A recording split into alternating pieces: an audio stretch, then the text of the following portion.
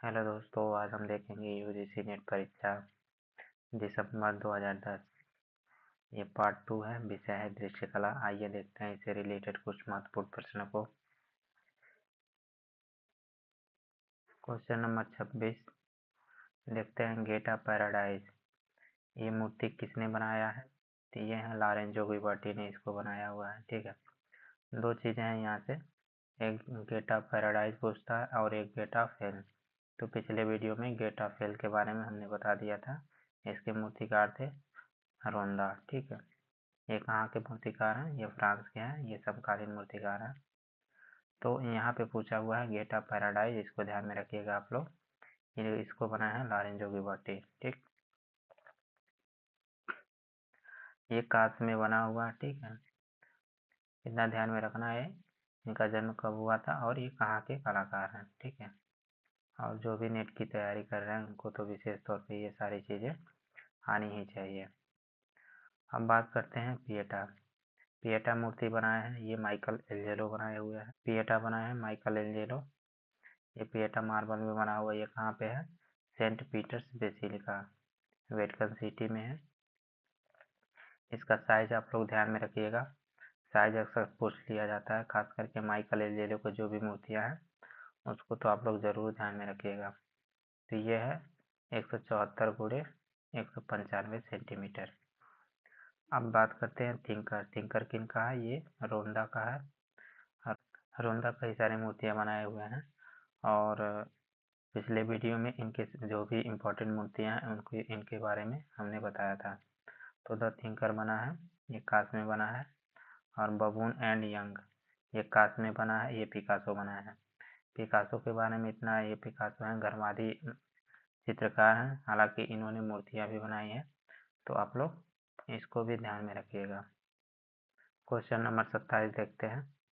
यथार्थवाद हो जाएगा अपोलिनियर, प्रतिरूपण हो जाएगा आपका अरस्तु, और लिप्टो हो जाएगा आपका रोजर फ्राई, और रूपवाद हो जाएगा आपका क्लाइवेल। यहाँ पे हालांकि रूपवाद का यहाँ पे ये गलत दिया हुआ है, लेकिन नेट में अक्सर ऐसे प्रश्न बन जाते हैं, तो जो भी ऑप्शन के हिसाब से सूटेबल लगता है उसको सही करना रहता है, क्योंकि यहाँ पे 3 जो है सही दिया हुआ है और ये गलत दिया हुआ, लेकिन फिर भी ऐसे ही सीक्वेंस बनेगा। तो आइए हम लोग देख लेते हैं यहाँ पे।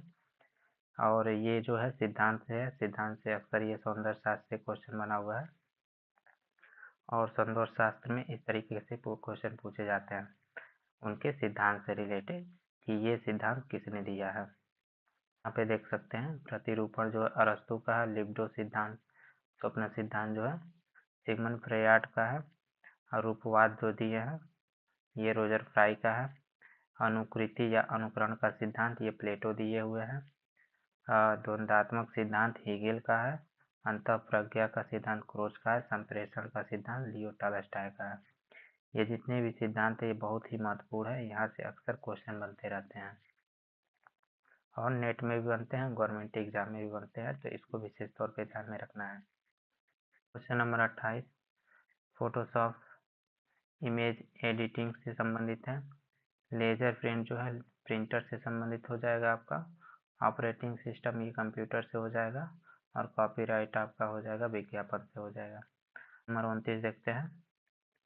ब्लैक पैगोडा ये आपका कोणार्क सूर्य मंदिर हो जाएगा। चारबाग मुगल उद्यान से हो जाएगा। नटराज चोलकालीन काशी मूर्ति हो जाएगा। और सारनाथ सिंह स्तंभ आपका ये राष्ट्रीय प्रतीक हो जाएगा। देखते हैं नटराज की मूर्ति, ये कब बना है? 12वीं शताब्दी में। ये चोलकालीन मूर्ति है। इसका माध्यम क्या है? कांसा है। कांसा जो है 3 धातु से मिल के बना हुआ है, तांबा, टीन और जस्ता। ठीक है, इसको ध्यान में रखना है। मुद्रा क्या है? अतिभंग है। और अपस्मारक पुरुष राक्षस जो पैर के नीचे दबा हुआ है। ठीक, और ये भी ध्यान रखना है कि किस हाथ में क्या लिया हुआ है, ये सारी चीजें। हम बात करते हैं कोणार्क सूर्य मंदिर का। इसका निर्माण हुआ था 1238 से लेके 64 तक। इसको कौन बनवाया था? नरसिंह देव वर्मन। खास करके हमको ये याद रखना है कि ये 13वीं शताब्दी में बना है और ये नरसिंह वर्मन ने प्रथम ने बनवाया। पत्थर कौन सा है? ग्रेनाइट स्लेटी। शैली क्या है? नागर शैली है। जितने भी उत्तर भारत के मंदिर हैं सब नागर शैली में बने हैं। नागर शैली की ही उपशैली है कलिंग शैली, इसमें बना हुआ है। और यूनेस्को में शामिल हुआ था 1984 में शामिल हुआ था यूनेस्को में इसको। Question number 30। सबसे पहले देखते हैं महेंद्र पांड्या क्या है। ये है एक मूर्तिकार है, ठीक। और रामेश्वर ब्रूटा है, ये चित्रकार है। और केशव मलिक ये कला समीक्षक हैं। देवराज तुकोजी है, ये प्रिंट मेकर है। यहाँ से ये हो जाएगा सीरीज। Question number 31। वरिष्ठता के क्रम में सही अनुक्रम चुनिए। तो इसमें देखा जाए तो सबसे पहले आना चाहिए आपका अवनींद्रनाथ टैगोर, क्योंकि इनका जन्म है 1871 में। बीसी सन्याल 1902, फिर बीसी सन्याल को आना चाहिए। हालांकि यहाँ पे गोपाल घोष दे दिया है। और फिर गोपाल घोष आएंगे, ये 1913। और बीएस गायकवाड़ हो जाएंगे 1924। नहीं होना चाहिए, इसका सही क्रम होगा यहाँ पे, ऐसे सही क्रम होगा। एन टैगोर होंगे, बीसी सन्याल हो जाएंगे, गोपाल घोष और वीएस गायकवाड़, ठीक। जब ऐसे प्रश्न बनते हैं तो अक्सर गलत हो जाता है, ठीक।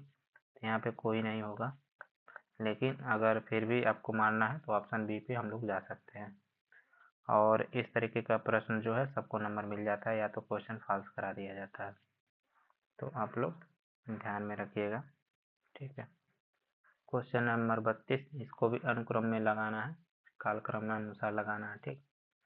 तो यहाँ पे है जैक्सन पोलाक है, धूसा है, सेजा है, कुर्बे है, ठीक है। तो सबसे पहले देखा जाए तो गुस्ताव कुर्बे का 1819, पाल सेजान का है 1839, धूसा के 1887 और जैक्सन पोलाक का हो जाएगा 1912। तो सबसे पहले देख लेते हैं लास्ट वाला सही क्रम हो जाएगा आपका कुर्बे, ठीक है। ये सेजा भी नहीं होंगे, सेजा भी बाद में आएंगे। पे हो जाएगा कुर्बे, हो जाएंगे सेजा, धूसा और जैक्सन पोलाक।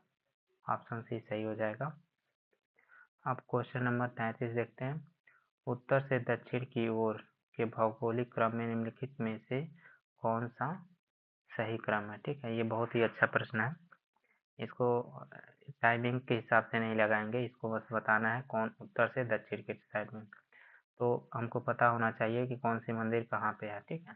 तो हम बात करें मीनाक्षी मंदिर, ये दक्षिण भारत में पड़ता है, यानी तमिलनाडु में। तो ये तो ऑप्शन ये भी हो सकता है, ये भी हो सकता है, ये भी, ये नहीं हो सकता है। हम बात करते हैं मार्तंडेश्वरी मंदिर, ये कश्मीर में है, ठीक है। तो यहाँ से हम लोग को मिल जा रहा है। तो सबसे ऊपर वाला कश्मीर देख लेंगे हम लोग, सबसे नीचे का तमिलनाडु मीनाक्षी मंदिर, यहाँ से हम लोग को मिल जाएगा। और ऐसे ही लगा के आगे बढ़ जाएंगे, लेकिन फिर भी हम लोग एग्जाम में क्या करेंगे, एक एक ऑप्शन को चेक किया जाता है कि ताकि कोई गलती ना हो। तो आपका ये हो सकता है मार्तंडेश्वरी मंदिर, स्वर्ण मंदिर हो जाएगा, कुतुब मीनार। हालांकि यहाँ पे बता भी दिया है कि कौन सा पहले आएगा, कौन सा बाद में आएगा। अगर देखा जाए टाइम के हिसाब से तो सबसे बाद में आ जाएगा आपका स्वर्ण मंदिर, मार्तंडेय मंदिर। इसका टाइमिंग है 725 से लेके 56 ईस्वी। और ये ललितादित्य ने बनवाया हुआ है, कहाँ पे है, कश्मीर में है। और स्वर्ण मंदिर कब बना है, 1577 से लेकर 1604 के ईस्वी में, पंजाब में है ये।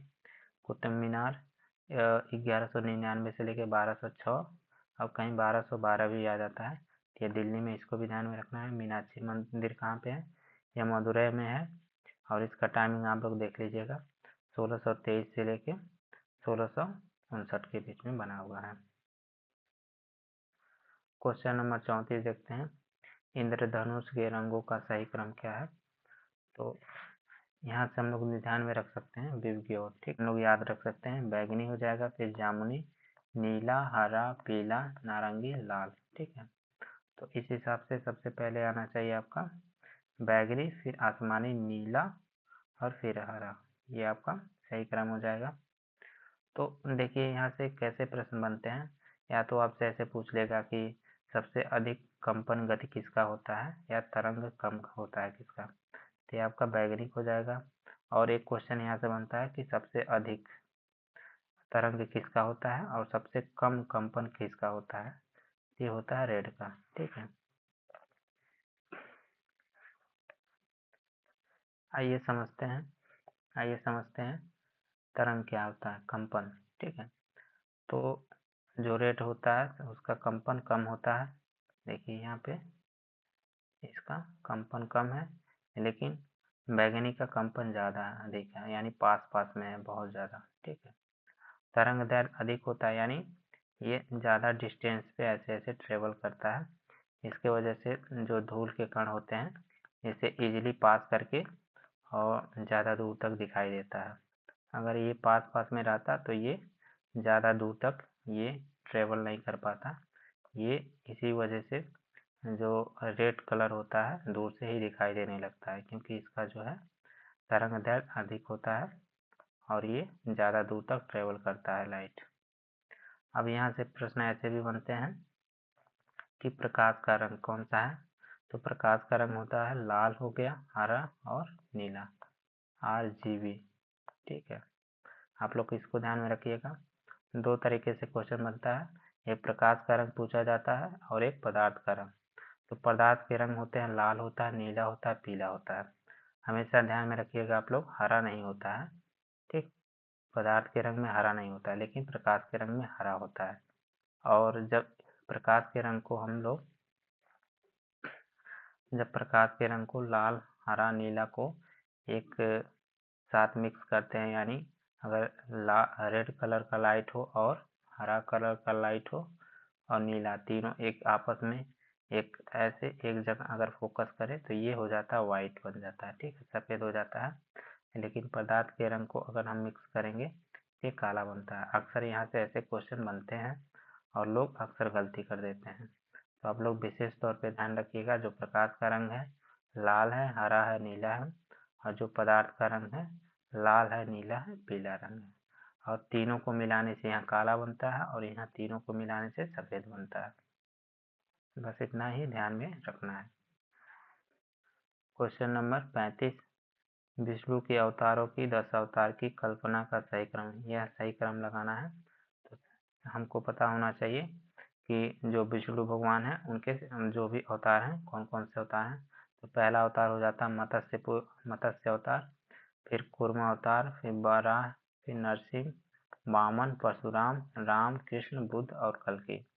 तो इसका सबसे पहले आएगा मत्स्य हो जाएगा, फिर कूर्म हो जाएगा, फिर वराह, फिर नरसिंह। ऑप्शन सी हो जाएगा यहाँ पे सही। क्वेश्चन नंबर 37 देखते हैं, आरोही क्रम में सही कालानुक्रम चुनिए। तो यहाँ पे कुछ लिखा हुआ है, जैसे यहाँ पे कौन पहले आएगा कौन बाद में आएगा इसको ध्यान में रखना है। फिर याद हो जाएंगे 1856, बामगार्टन का है 1714, हीगेल का है 1770, क्रोसे का हो जाएगा आपका 1866। ठीक है, तो इस हिसाब से पहले ये आ जाएगा, सेकेंड, फिर ये आपका थर्ड और ये फोर्थ हो जाएगा। तो बामगार्टन हो जाएगा, उसके बाद हीगेल हो जाएंगे, क्रोसे हो जाएंगे, फ्रेयार्ड हो जाएंगे। तो ये आपका ऑप्शन ए सही हो जाएगा। यहाँ पे बढ़ते क्रम में लगाना है, लेकिन यहाँ पे दिया हुआ अवरोही क्रम में लगाना है, यानी घटते क्रम में। तो यहाँ सबसे पहले नीचे वाला ऑप्शन लिख लीजिए आप लोग। A.B. हेबेर हो जाएंगे 1861, पर्सी ब्राउन का हो जाएगा 1872, आनंद कुमार स्वामी के स्वामी हो जाएंगे आपके 1877, स्टेला क्रेमिस 1896। ठीक, तो उल्टा क्रम में लगाना है। ठीक, यानी सबसे जो छोटा होगा उसको पहले करना है। तो इसमें देखते हैं सबसे छोटा कौन है, ये स्टेला क्रेमरिस, ये हो जाएगा। फिर इससे छोटा कौन है, इससे छोटा आपका ये हो जाएगा A.K. स्वामी, उसके बाद हो जाएगा पर्सी ब्राउन। ठीक, ये थर्ड हो जाएगा और ये फोर्थ पे आपका हो जाएगा ABABAN। ये आपका ये ऑप्शन सी हो जाएगा यहाँ पे सही।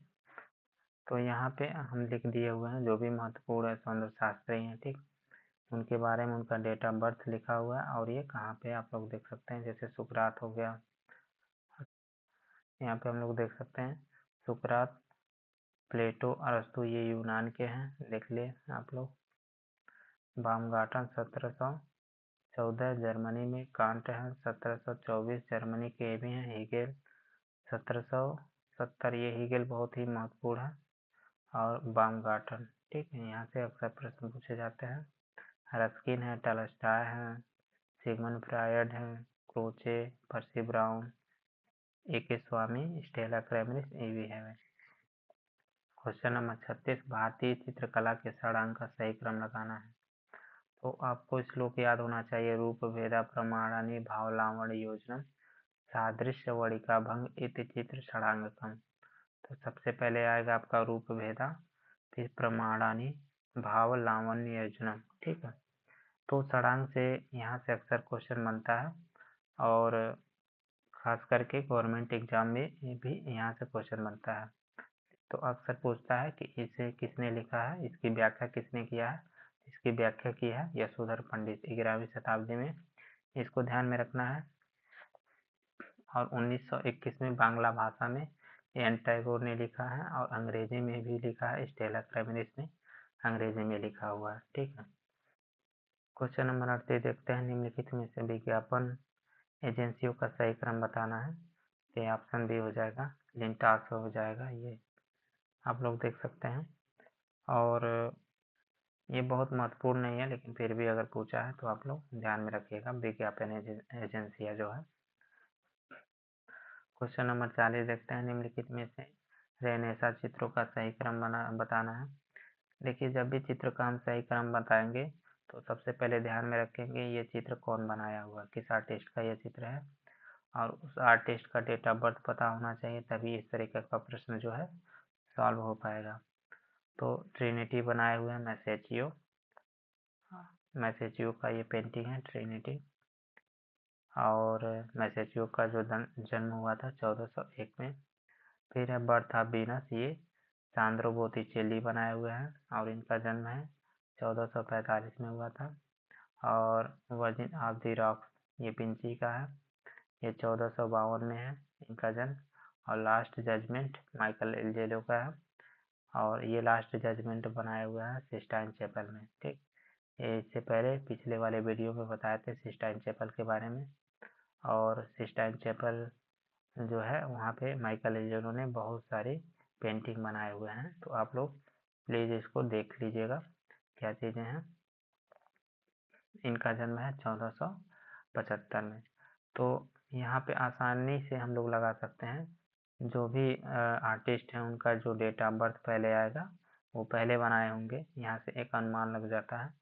तो सबसे पहले आ जाएंगे ट्रिनिटी हो जाएगा, फिर आपका बर्थ ऑफ वीनस, फिर वर्जिन ऑफ द रॉक्स और लास्ट जजमेंट, ठीक। तो ऑप्शन ए सही हो जाएगा यहाँ पे।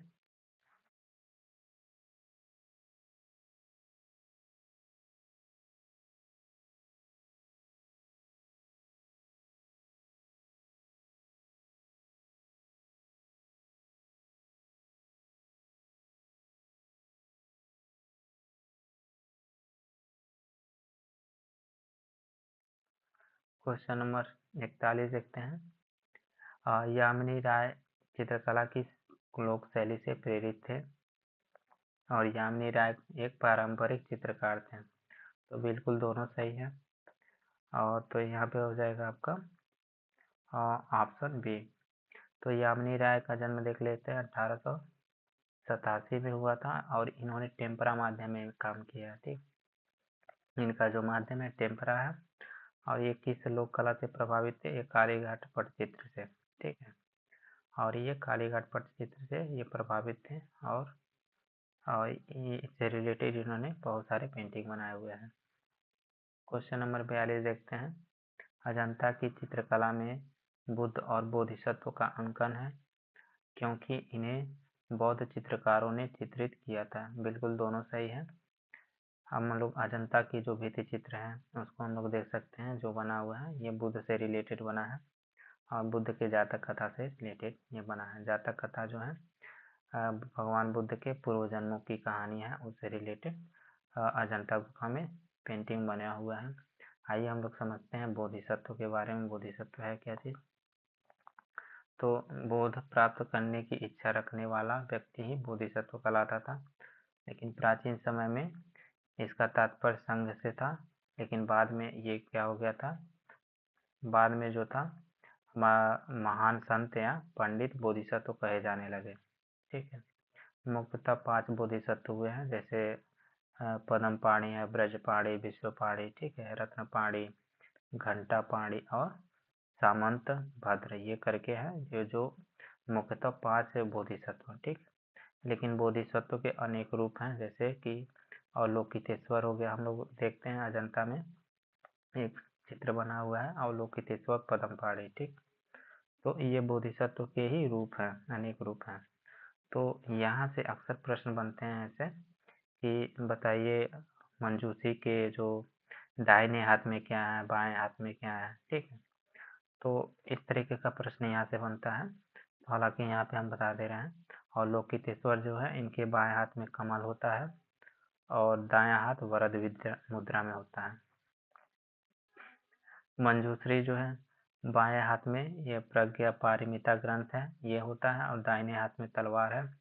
मैत्रेय, मैत्रेय को भविष्य का बोधिसत्व कहते हैं। ठीक, भविष्य के बुद्ध हैं मैत्रेय, और बाएं हाथ में है अमृत का घड़ा लिए हुए और दाहिने हाथ में है अभय मुद्रा में है। ठीक है, तो आप लोग ये जरूर याद रखिएगा, यहाँ से अक्सर प्रश्न बन जाते हैं, नेट में तो बन ही जाता है। ठीक, गवर्नमेंट एग्जाम में नहीं भी याद रहेगा तो भी कोई दिक्कत नहीं है, लेकिन नेट के लिए ये आपको आना चाहिए। क्वेश्चन नंबर 43 देखते हैं। मृणालिनी मुखर्जी की कृतियां सरलता के विलक्षण गुण से पूरित है। चूंकि आकृतियां उच्च लयात्मक स्वरूप में एक दूसरे से विलीन हो जाती हैं तथा एक दूसरे से उभर कर आ जाती हैं। ये बिल्कुल दोनों सही है, यहाँ पे दोनों सही हो जाएगा। मृणालिनी मुखर्जी, इनका जन्म है 1949 को और इनका माध्यम जो है जूट की रस्सी से इन्होंने बहुत अच्छा काम किया है।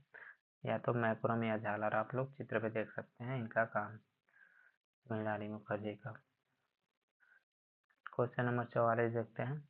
सृजनात्मक आवेग समस्त कलाओं में एक प्रमुख बल है।